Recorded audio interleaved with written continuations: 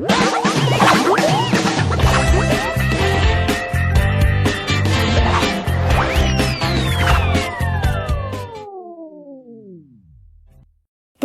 মহাসাগরের তলদেশে জলপরীদের অনেক বড় একটি রাজ্য ছিল। সেখানে মেরিনা নামের সুন্দর এক জলপরী তার মায়ের সাথে বসবাস করত। মেরিনা জলপরী হওয়ার কারণে তার অনেক দুঃখ হতো। সে তার মাকে সবসময় বলতো, মা, আমি যদি মানুষের মতো হয়ে জীবন যাপন করতে পারতাম কত ভালো হতো, তাই না? আমারও সুন্দর দুটি পা থাকতো। আমি পা দিয়ে সমুদ্র সৈকতে হেঁটে বেড়াতাম, বন জঙ্গলে ঘুরে বেড়াতে পারতাম, পাহাড়ে উঠতে পারতাম, আর হাত দিয়ে সুন্দর সুন্দর ফুলও তুলতে পারতাম। কিন্তু আমার তো পা নেই। এমন অলক্ষণে কথা বলতে নেই মা। সৃষ্টিকর্তা তার সকল সৃষ্টিকেই কিছু বিশেষ শক্তি দিয়েছেন, যা অন্যান্য প্রাণীর থেকে আলাদা। মানুষ আমাদের জলপরীদের মতো এত দ্রুত সাঁতার কাটতে পারে না। আমাদের এই সামুদ্রিক রাজ্য অনেক সুন্দর।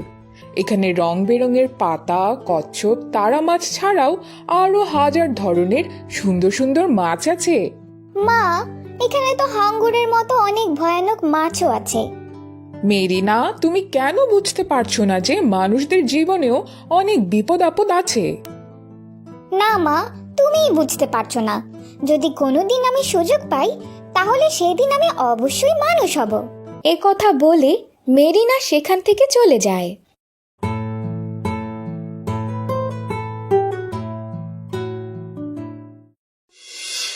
এদিকে একদিন জন নামের এক জেলে নদীতে মাছ ধরছিল।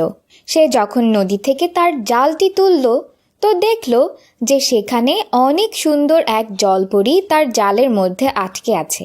জন তাড়াতাড়ি জলপরীটিকে জাল থেকে বের করে নেয় আর বলে, আরে, আসলেই কি জলপরী সমুদ্রে বাস করে? আমি তো জীবনের এই প্রথম কোনো জলপরীকে নিজের চোখে দেখেছি।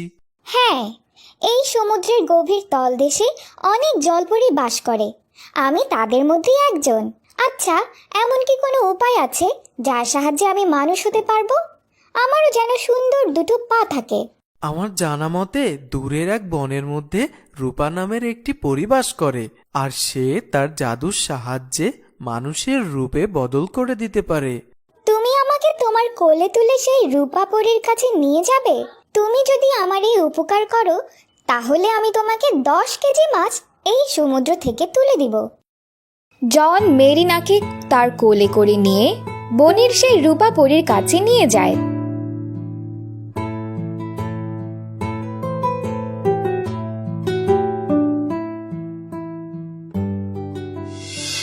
এর নাম মেরিনা, ও একটা জলপরী। সে তোমার কাছে সাহায্য চেতে এসেছে রূপাপরী। রূপা, তুমি আমাকে তোমার জাদুর সাহায্যে মানুষ বানিয়ে দাও।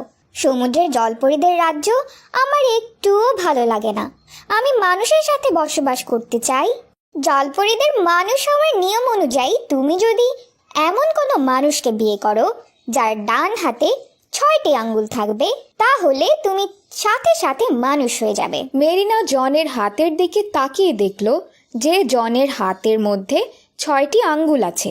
জন, তুমি কি আমাকে বিয়ে করবে? হ্যাঁ, অবশ্যই। তোমাকে প্রথম দেখে আমার অনেক ভালো লেগেছিল। আমি অবশ্যই তোমাকে বিয়ে করব। এরপরেই মেরিনা আর জন বিয়ে করে নেয়। মেরিনাও সাথে সাথেই মানুষ হয়ে যায় আর সে জনের সাথে বসবাস করতে লাগলো। এখন আমার সব আশা পূরণ করব। মেরিনা তার স্বামী জনের সঙ্গে খোলা মাঠে ঘুরে বেড়াতো, পাহাড়ের উপর চড়তো, গাছের ফুল তুলতো আর হেসে খেলে দুজনে বসবাস করতে লাগলো। কিছুদিন পরেই মেরিনা তার মায়ের সাথে দেখা করার জন্য সমুদ্রের কিনারে চলে যায়। তার মা তাকে বলে, মা মেরিনা, তুমি ঠিক আছো তো? এখানে কোনো কষ্ট হচ্ছে না তো? হ্যাঁ মা, আমি একদম ঠিক আছি। আমি এখানে অনেক সুখী জীবন যাপন করছি। দেখছো না আমার কত সুন্দর দুটো পা আছে? মেরিনা, তুমি একটু সাবধানে থেকো। মানুষের জীবনেও বিপদ আপদ আছে। নিজের প্রতি খেয়াল রেখো মা। মা, তুমি আবার শুরু করে দিলে। ঠিক আছে, আমি এখন যাচ্ছি। আবার দেখা হবে।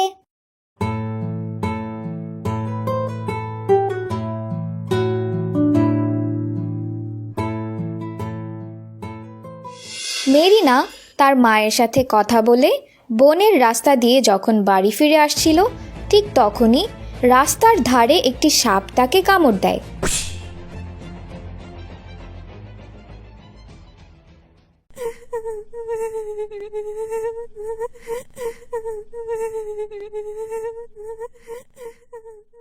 প্রায় 2 মাস চিকিৎসা করার পর মেরিনা সুস্থ হয়। এর কিছুদিন পরেই মেরিনা পাহাড়ের উপর উঠে যখন ফুল তুলছিল, তখন ফুলের কাঁটা তার হাতের মধ্যে লেগে হাত কেটে গিয়ে অনেক রক্ত বের হয়।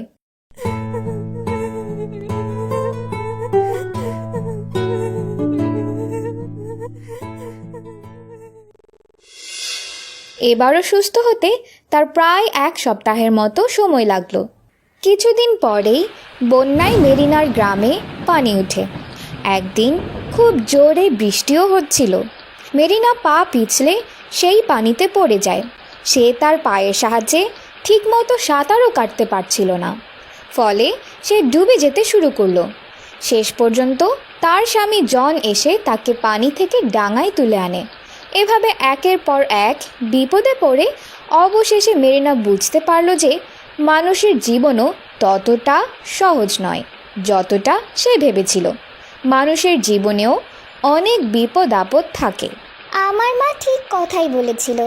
সৃষ্টিকর্তা সবাইকে কিছু না কিছু বিশেষত্ব দান করেছেন। আমাদের যা আছে তা দিয়ে আমাদেরকে আনন্দের সাথে জীবনযাপন করা উচিত। অন্যের সুখ দেখে আমাদের দুঃখ পাওয়া উচিত নয়। জন, তুমি আমাকে আবারও রূপাপুরীর কাছে নিয়ে চলো।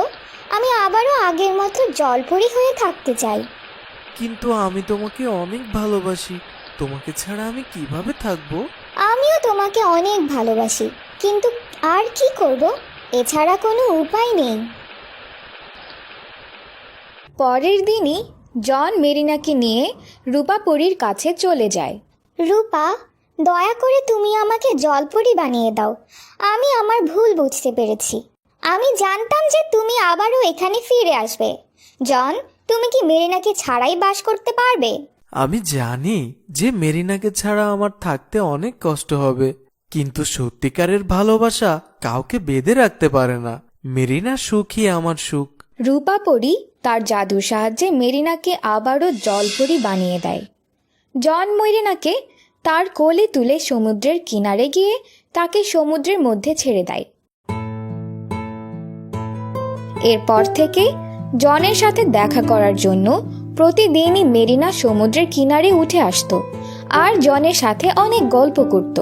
আর এভাবেই জন আর মেরিনা হাসি খুশি জীবনযাপন করতে লাগলো।